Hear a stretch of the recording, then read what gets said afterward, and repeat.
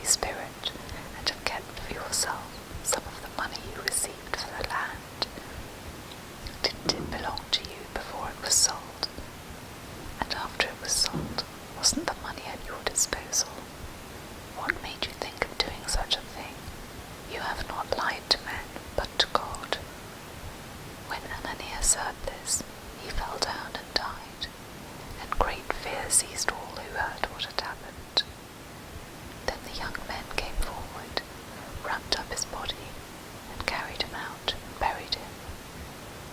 About 3 hours later, his wife came in, not knowing what had happened. Peter asked her, "Tell me, is this the price you and Ananias got for the land?" "Yes," she said, "that is the price." Peter said to her, "How could you agree to test the Holy Spirit of the Lord? Look, the feet of the men who buried your husband are at the door, and they will carry you out also." At that moment she fell down at his feet and died. Then the young men came in, and finding her dead, carried her out and buried her beside her husband. Great fear seized the whole church and all who heard about these events. The apostles performed many miraculous signs and wonders among the people, and all the believers used to meet together in Solomon's colonnade. No one else dared join them, even though they were highly regarded by the people. Nevertheless, more and more men and women believed in the Lord and were added to their number. As a result, people brought the sick into the streets and laid them on beds and mats so that at least Peter's shadow might fall on some of them as he passed by.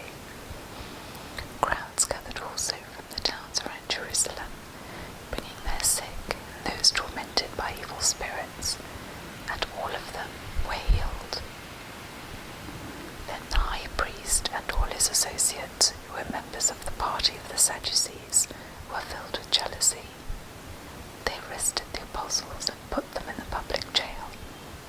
But during the night, an angel of the Lord opened the doors of the jail and brought them out.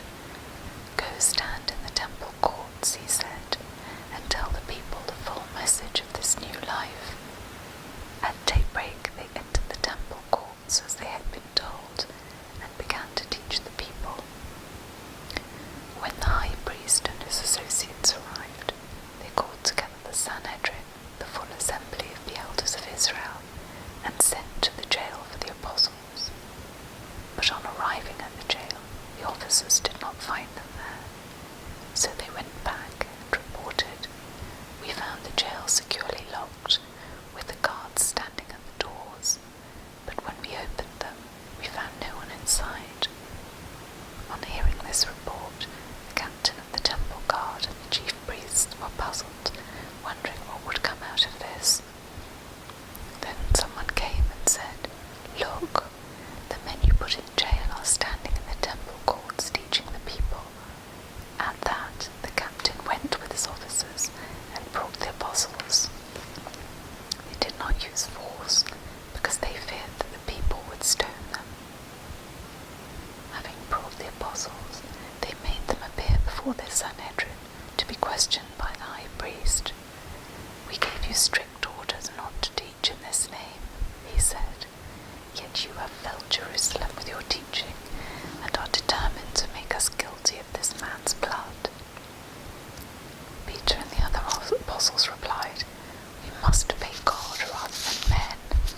The God of our fathers raised Jesus from the dead, whom you had killed by hanging him on a tree. God exalted him to his own right hand as Prince and Saviour, that he might give repentance and forgiveness of sins to Israel. We are witnesses to these things, and so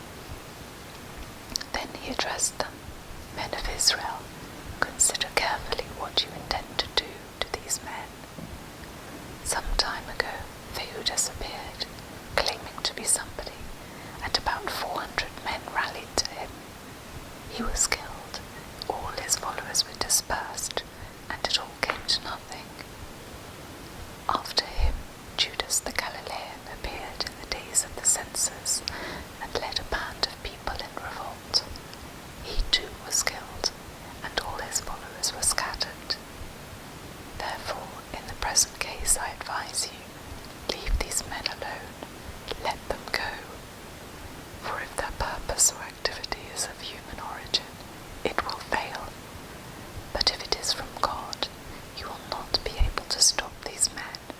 You will only find yourselves fighting against God." His speech persuaded them. They called the apostles in and had them flogged. Then they ordered them not to speak in the name of Jesus and let them go. The apostles left the Sanhedrin, rejoicing because they had been counted worthy of suffering disgrace for the name. Day after day in the temple courts and from house to house, they never stopped teaching and proclaiming the good news that Jesus is the Christ. In those days, when the number of disciples was increasing, the Grecian Jews among them complained against the Hebraic Jews because their widows were being overlooked in the daily distribution of food.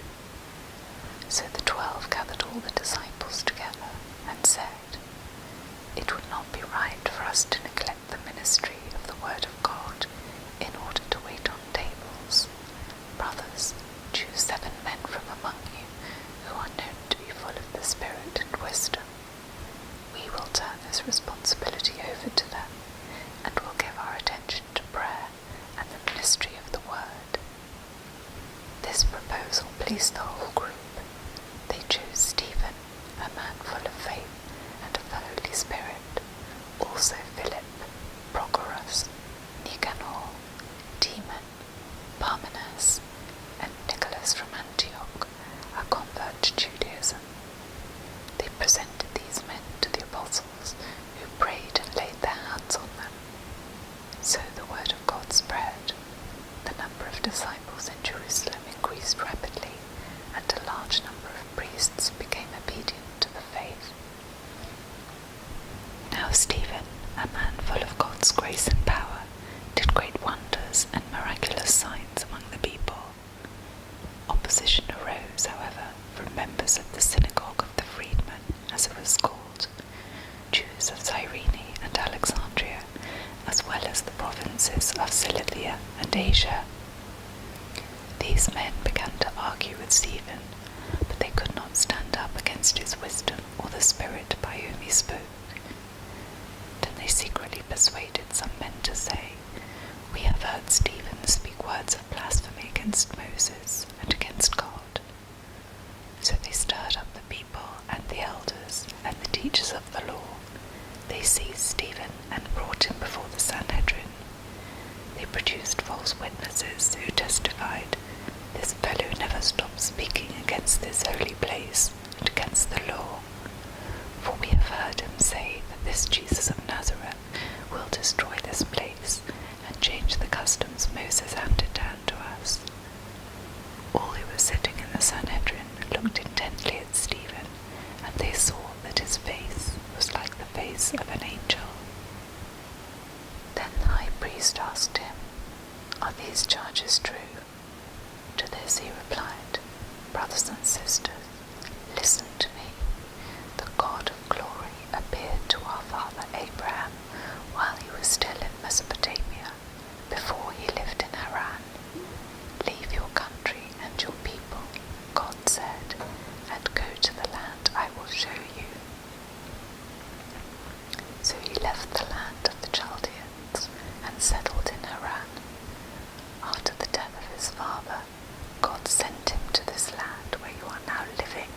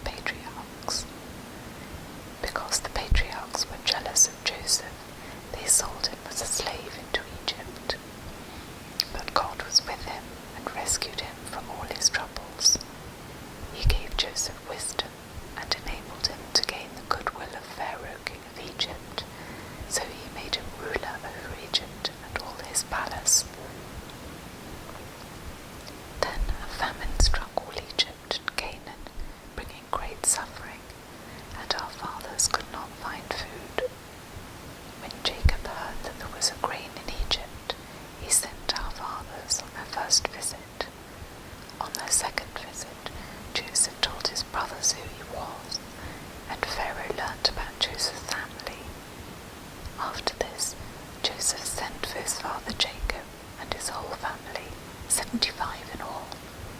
Then Jacob went down to Egypt, where he and our fathers died.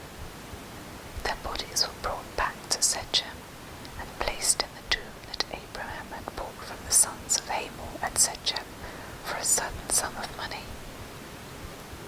As the time drew near for God to fulfill his promise to Abraham, the number of our people in Egypt greatly increased.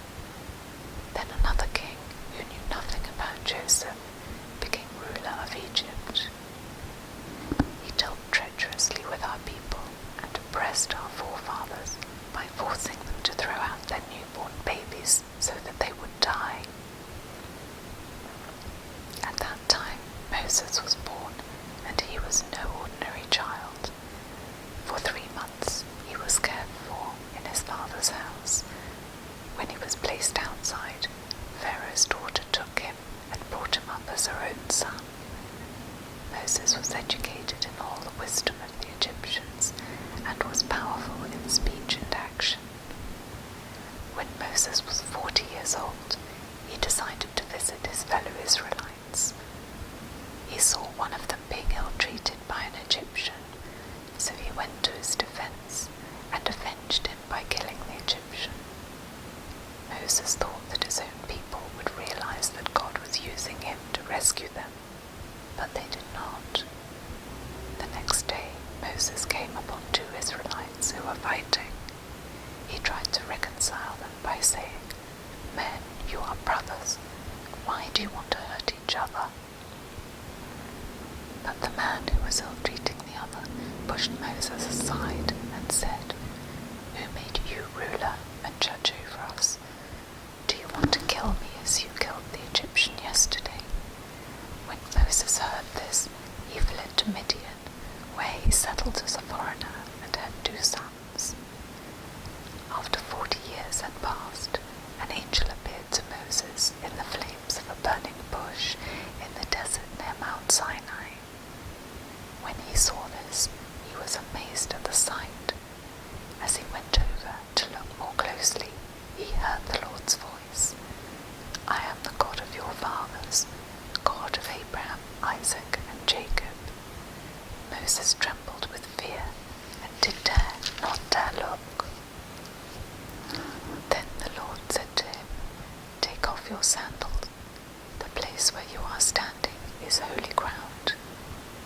I have indeed seen the oppression of my people in Egypt. I have heard their groaning and have come down to set them free. Now come, I will send you back to Egypt." This is the same Moses whom they had rejected with the words, "Who made you ruler and judge?" He was sent to be their ruler and deliverer by God himself, through the angel who appeared to him in the bush. He led them out of Egypt and did wonders and miraculous signs in Egypt, at the Red Sea, and for 40 years in the desert. This is that Moses who told the Israelites, "God will send you a prophet like me from your own people."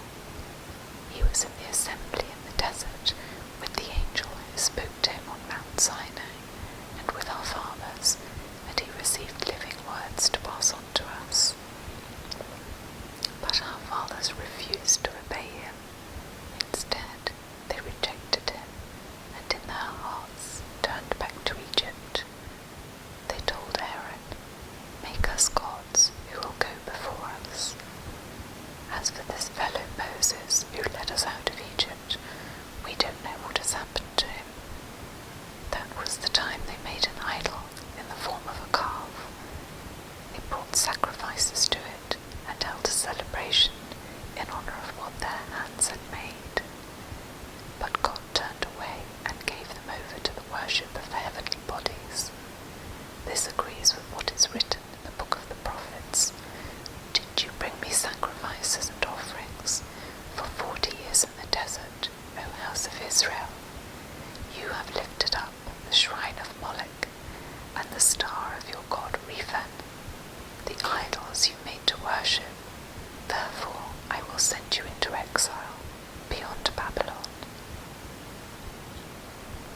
Our fathers had the tabernacle of the testimony with them in the desert. It had been made as God directed Moses, according to the pattern he had seen. Having received the tabernacle, our fathers under Joshua brought it with them when they took out the land from the nations God drove out before them. It remained in the land until the time of David, who enjoyed God's favour and asked that he might provide a dwelling place for the God of Jacob. But it was Solomon who built the house for him. However, the Most High does not live in houses made by men. As the prophet says, "Heaven is my throne, and the earth is my footstool. What kind of house will you build for me, says the Lord? Or where will my resting place be? Has not my hand made all these things?